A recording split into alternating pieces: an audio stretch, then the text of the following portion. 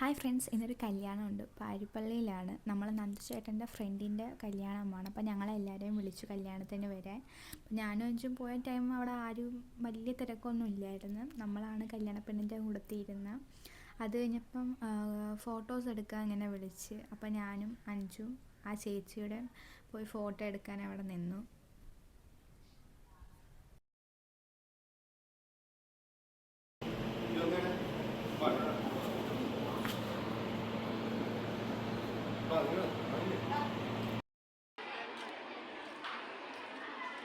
പിന്നെ കുറച്ച് വീഡിയോ ഒന്നും എടുക്കാൻ പറ്റിയില്ല.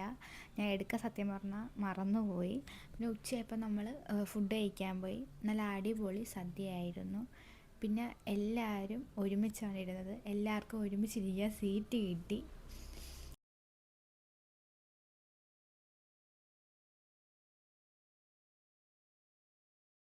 സദ്യയെല്ലാം കഴിച്ചാൽ പൊതുവേ ഒരു ക്ഷീണമാണ്.